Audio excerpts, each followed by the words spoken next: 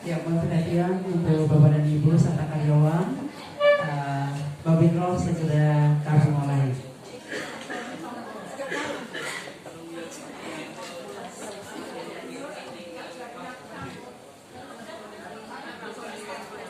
Mohon perhatian Bapak dan Ibu. Assalamualaikum warahmatullahi wabarakatuh.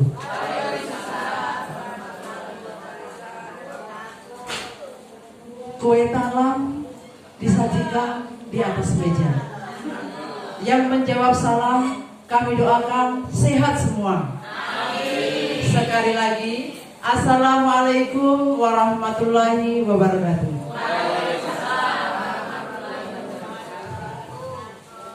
A'udzubillahi minasyaitonirrajim. Bismillahirrahmanirrahim. Alhamdulillahirabbil alamin. Wassalatu wassalamu asrofil anbiya'i wal mursalin. La haula wala quwata illa billahil aliyul azim. Amma ba'du. Yang terhormat Ibu Dian Wilasari SPD MPD, Kepala SMA Negeri 6 Semarang. Yang kami hormati Bapak dan Ibu serta karyawan SMA Negeri 6 Semarang yang saat ini sudah hadir di ruang guru untuk mengikuti kegiatan rutin setiap Kamis, yaitu Babin Roh, ya ini saat ini adalah yang ke-11. Yang kedua, kita panjatkan pula kepada junjungan kita Nabi besar Muhammad SAW yang selalu kita nantikan syafaatnya baik di dunia maupun di akhirat. Bapak dan Ibu yang kami hormati, pada kesempatan hari ini luar biasa. Kami datangkan ustazah dari kota santri, ya kota santri yaitu dari Kendal. Dan ini spesial sekali karena tema yang luar biasa pada saat ini disajikan nanti sangat menarik, sangat menggelitik kita. Karena seperti apa sih kebahagiaan kok seperti molekul kimia? Akan diurai seperti pembelajaran molekul-molekul yang luar biasa nanti seperti apa, kita akan tergelitik untuk mengetahuinya. Langsung kita sambut Ustadzah Hayu Hidayah SPDGR, guru kimia. Berikan proses yang luar biasa. Monggo untuk Ibu Hayu. Bismillahirrahmanirrahim. Assalamualaikum warahmatullahi wabarakatuh. Mohon maaf, izin untuk berada di hadapan Bapak Ibu guru. Bukan bermaksud menggurui, tapi ya sekedar sharing ataupun brainstorming pagi ini. Jadi izinkan saya, walau tidak ahli di bidang ini, masih ada yang lebih ahli, Pak Kartawan, Bu Dewi, Bu Mini, untuk menyampaikan sedikit, sekelumit ya tentang perkimiaan itu seperti apa dan apa sih hubungannya dengan bahagia. Yang pertama dan utama, marilah kita panjatkan puji syukur kehadirat Allah Subhanahu wa Ta'ala yang telah melimpahkan rahmatnya kepada kita berupa kesehatan, keselamatan, dan kesempatan sehingga kita bisa berkumpul bersama pagi hari ini. Nah, Bapak Ibu pasti sudah sangat tahu dan paham melebihi saya bahwa manusia itu diperintahkan Allah untuk membaca. Ayat pertama yang tulis di Al-Quran adalah Iqra, bacalah. Maksud dari membaca di sini tidak hanya membaca Al-Quran saja, tentunya juga memaknai dengan akal dan hati yang bersih dan tulus secara menyeluruh tentang tanda-tanda alam semesta. Nah, tentu saja Al-Quran yang telah diturunkan Allah ini sebenarnya tidak hanya terbatas untuk umat Islam saja. Mas Dawo, nanti kalau ada yang salah mungkin bisa dikoreksi bersama. Tapi selain sebagai pedoman, ternyata di dalam Al-Quran ini banyak ilmu sainsnya. Ya, dibuktikan bahwa ternyata sebelum adanya ilmuwan seperti Albert Einstein dan lain sebagainya itu semasa Islam sedang jaya-jayanya. Nah, di situ juga ada penemu aljabar. Betul nggak ini Pak Rosi ya? Penemu aljabar kalau tidak salah dari tokoh Islam. Ya, mungkin guru matematika Ibu Lutfi lebih paham ya. Ya, keutamaan dari menuntut ilmu berarti ini bacalah. Ternyata Islam itu tidak hanya memikirkan akhirat ya, tapi juga di dunia. Di dunia itu kan juga kita harus menuntut ilmu. Beribadah tanpa ilmu juga sepertinya kurang pas, seperti sayur tanpa garam gitu. Ya, keutamaan menuntut ilmu ini ada di surat Ali Imran ayat 191. Semoga ini ayatnya betul ini. Nah, saya bolehkah minta bantuan dari Bapak atau Ibu Guru? Ini aja Bu Guru ya. Seseorang yang sangat mendukung dan memotivasi saya untuk berada di depan sini. Nah, minta tolong kepada Bu Fitri. Boleh dibacakan artinya saja. Maju Bu Fitri. Ya, bergerak pagi aja. Artinya saja.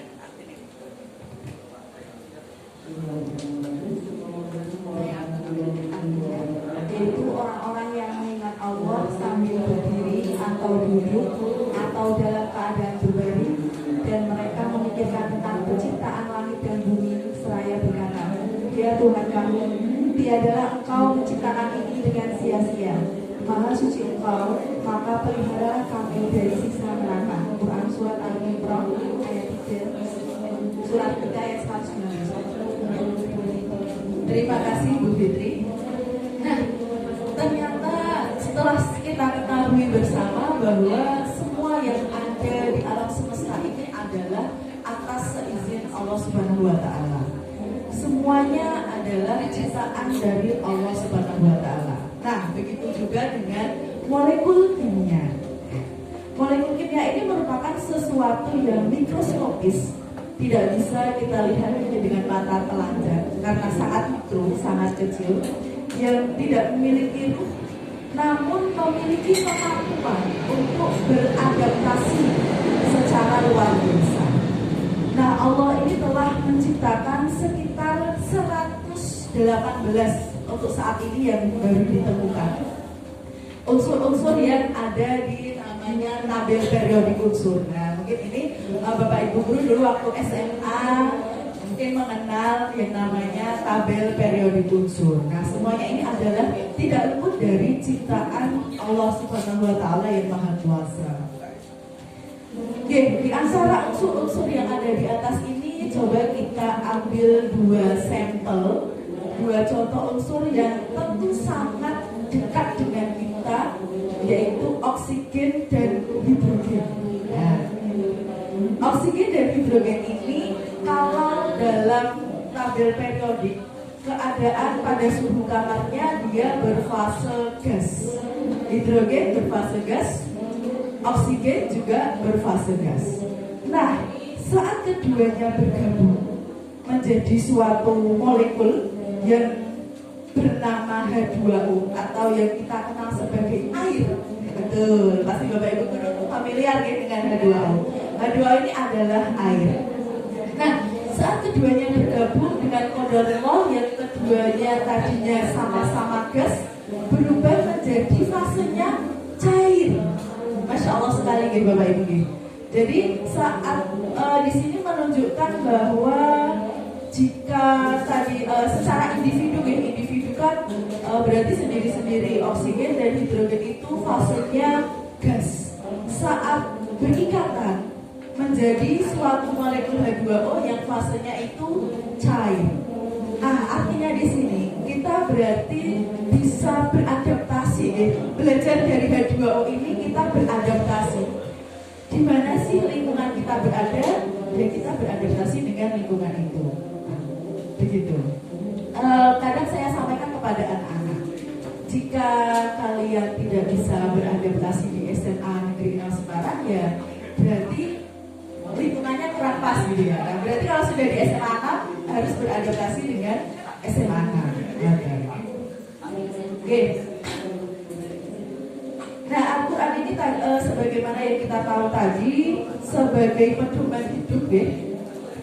diturunkan tidak hanya untuk umat Islam, ya seperti yang tadi saya katakan dan pasti Bapak Ibu guru juga sudah mengetahuinya, dan juga untuk seluruh umat di bumi. Nah, dan juga terdapat banyak ilmu pengetahuan dan pengalaman-pengalaman yang berdekatan dengan alam.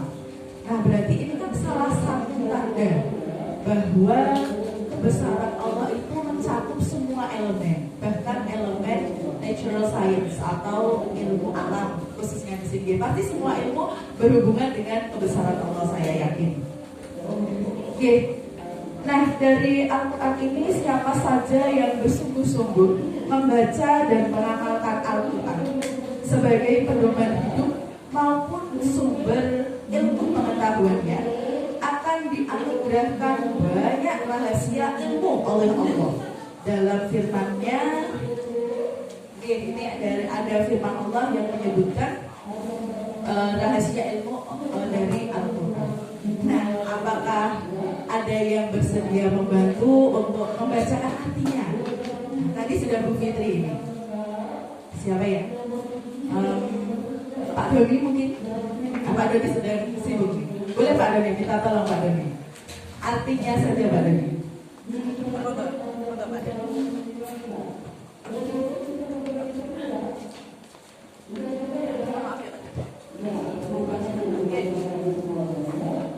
Dan orang-orang yang berjihad untuk mencari keridhaan, kami benar-benar akan kami tunjukkan kepada mereka jalan-jalan kami, dan sesungguhnya Allah benar-benar beserta orang-orang yang berbuat baik. IS Al-Ankabut 19. Betul, terima kasih Pak Doni. Oke, jadi menuntut ilmu juga sebagian dari jihad gitu, insya Allah. Nah, sekarang izinkan saya bertanya kepada Bapak Ibu guru. Apa sih itu kebahagiaan? Nah, kapan sih Bapak Ibu guru atau kita ini merasa bahagia? Mungkin ayah anak saya ini, Pak Eko. Kapan Pak Eko ini merasa bahagia, Pak Eko? Pak Eko nih. Kapan sekiranya ini Pak Eko merasa bahagia banget atau bahagia standar? Bahagia ini tarafnya beda-beda gitu.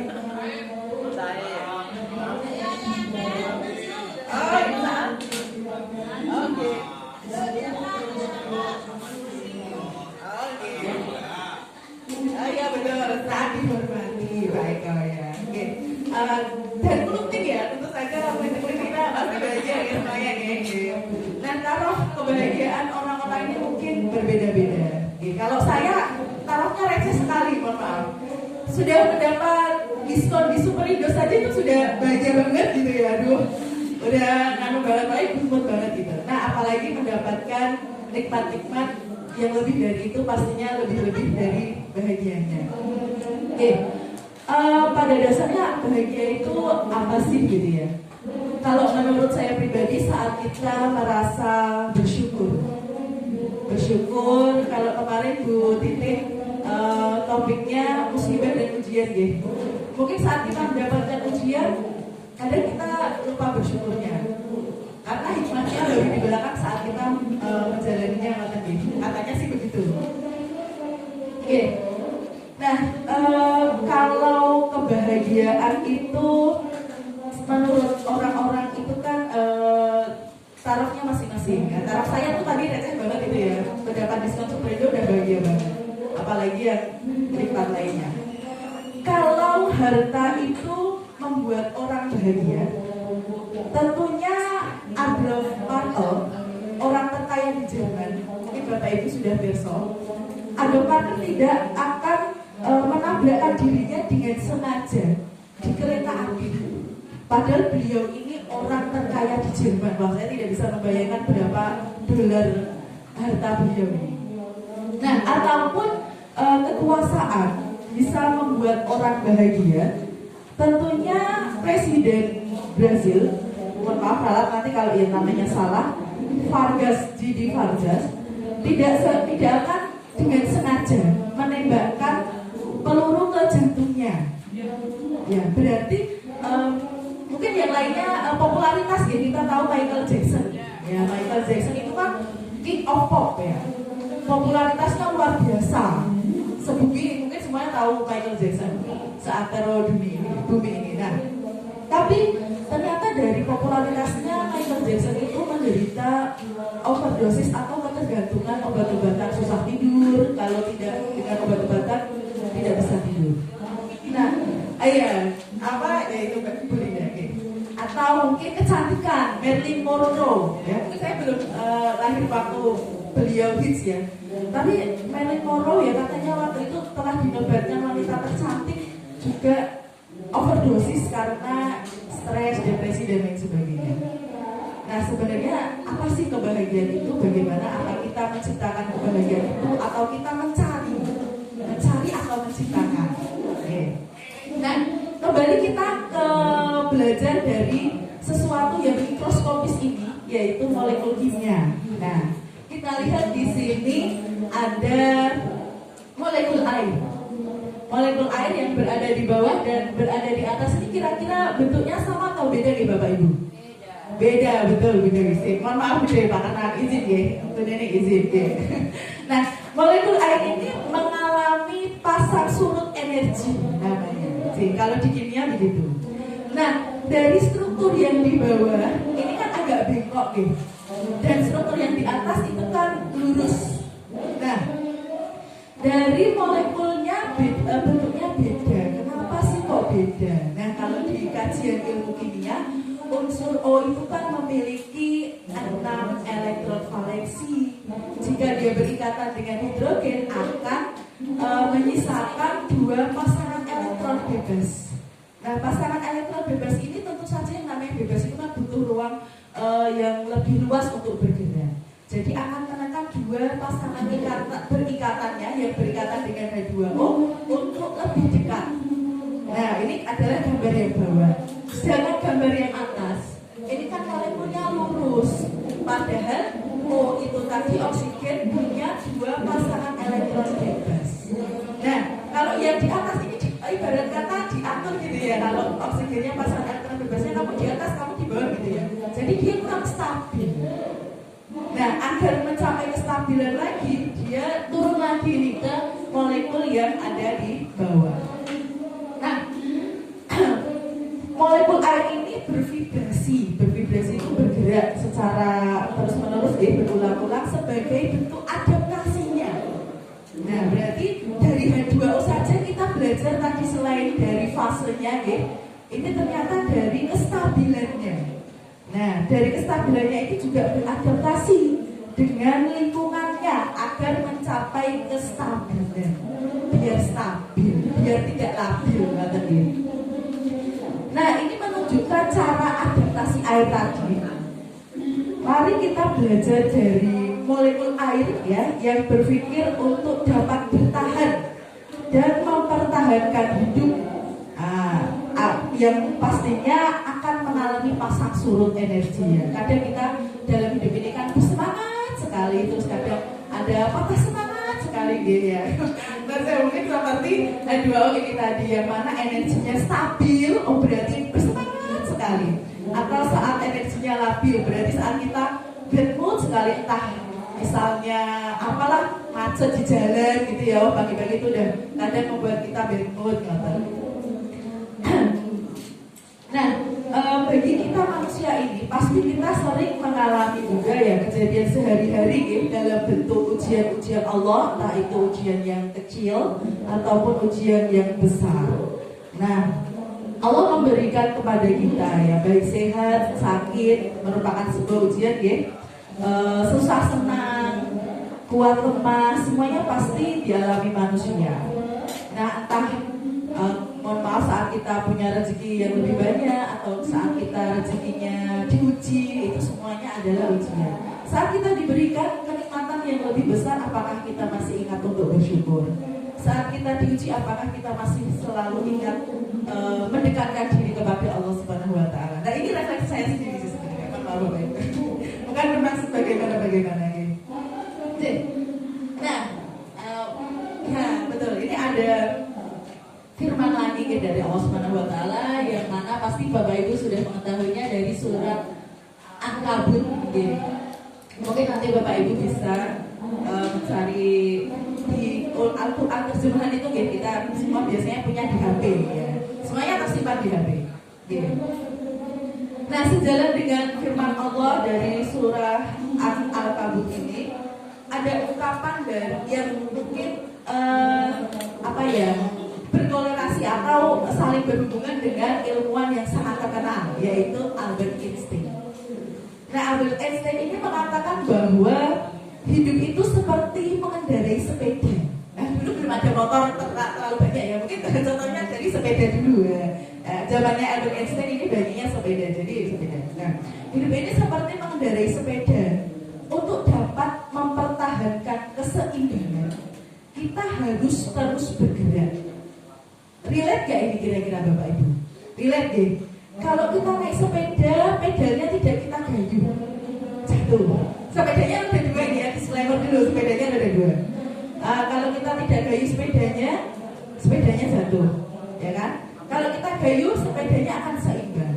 Nah, begitu juga kalau kita gayu sepedanya, kita akan tetap seimbang, tetap bisa bertahan dan berhasil mencapai tujuan kita. Ibarat kata seperti doa.